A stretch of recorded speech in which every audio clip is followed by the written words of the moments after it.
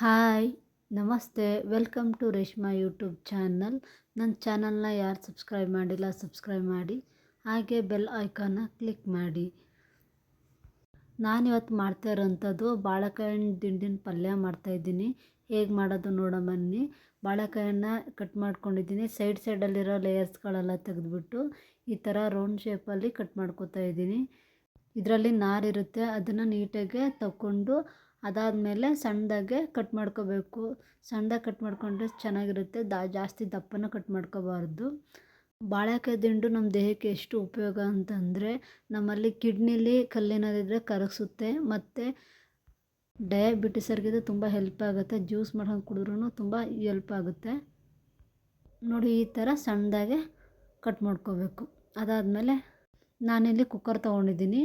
2 ಲೋಟದಷ್ಟು ನೀರನ್ನು ಹಾಕೋತಾ ಇದ್ದೀನಿ. ನಾನಿಲ್ಲಿ ಹುಳ್ಳಿಕಾಳು ತೊಗೊಂಡಿದ್ದೀನಿ. ಹುಳ್ಳಿಕಾಳು ಒಂದು ಬೌಲಷ್ಟು ಹಾಕ್ಕೊಂಡಿದ್ದೀನಿ. ರುಚಿಗೆ ತಕ್ಕಷ್ಟು ಉಪ್ಪನ್ನು ಹಾಕ್ಕೊಂಡಿದ್ದೀನಿ. ಕಾಳು ಬೇಯ್ತಾ ಇರಲಿ. ನಾನು ಈ ಕಡೆ ನಾವೇನು ಕಟ್ ಮಾಡ್ಕೊಂಡಿದ್ದೀನಿ ದಿಂಡನ್ನು, ಅದನ್ನು ನೀಟಾಗಿ ತೊಳೆದಿಟ್ಕೊತಾ ಇದ್ದೀನಿ. ನೀಟಾಗಿ ಈ ಥರ ಎಲ್ಲ ತೊಳ್ಕೊಂಡು ಆದಾದಮೇಲೆ ಈಗ ಕಾಳೆಲ್ಲ ಬೆಂದಿದೆ. ಒಂದು ಹಾಫ್ ಆನ್ ಅವರ್ ಆದಮೇಲೆ ಕಾಳೆಲ್ಲ ಬೆಂದಿದೆ. ನಾನು ತೊಳೆದಿಟ್ಕೊಂಡಿರೋಂಥ ದಿಂಡನ್ನು ಹಾಕೋತಾ ಇದ್ದೀನಿ. ಅದನ್ನು ಕೂಡ ಒಂದು 1/4 ಗಂಟೆ ಅಷ್ಟು ಬೇಯಿಸ್ಕೊಂಡ್ರೆ ಸಾಕು, ಅದು ಚೆನ್ನಾಗಿ ಬೆಂದಿರುತ್ತೆ.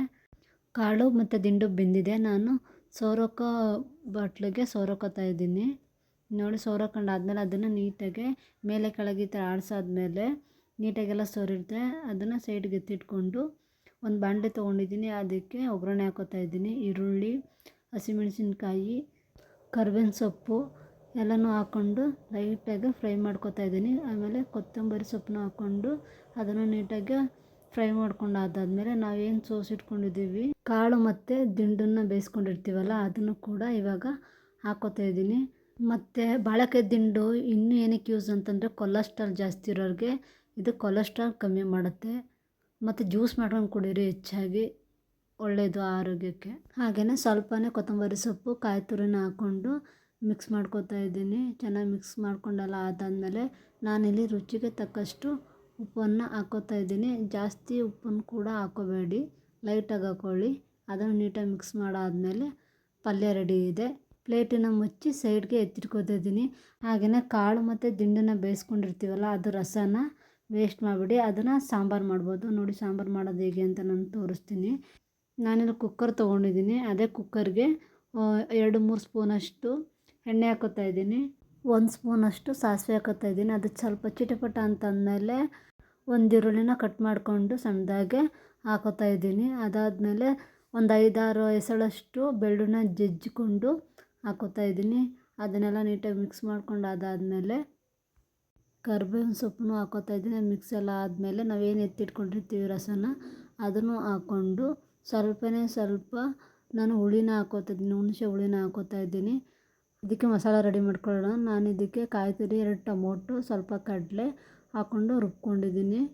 ನಾನು ಇದನ್ನು ವೀಡಿಯೋ ಮಾಡೋಕ್ಕಾಗಲಿಲ್ಲ, ಸಾರಿ.